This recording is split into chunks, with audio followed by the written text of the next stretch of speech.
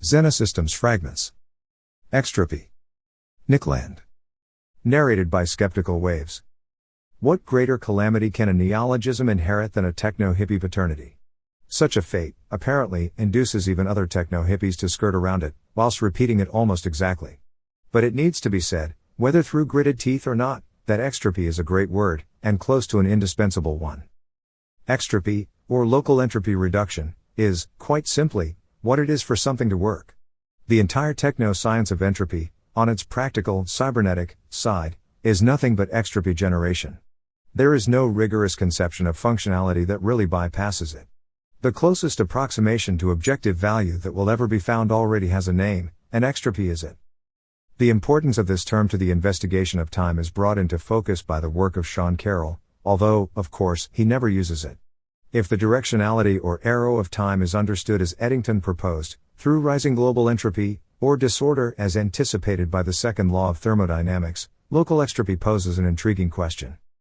Carroll's discussion is directed towards his sense of the ultimate temporal and cosmological problem, the low entropy state of the early universe, assumed but not explained by prevailing cosmophysics.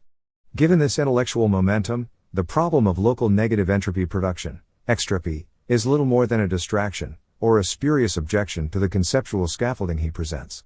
He comments, "The second law doesn't forbid decreases in entropy in open systems. By putting in the work, you are able to tidy up your room, decreasing its entropy but still increasing the entropy of the whole universe. You make noise, burn calories, etc. Nor is it in any way incompatible with evolution or complexity or any such thing." The perplexing question, however, is this: if entropy defines the direction of time, with increasing disorder determining the difference of the future from the past, doesn't local extropy, through which all complex cybernetic beings, such as life forms, exist, describe a negative temporality, or time reversal?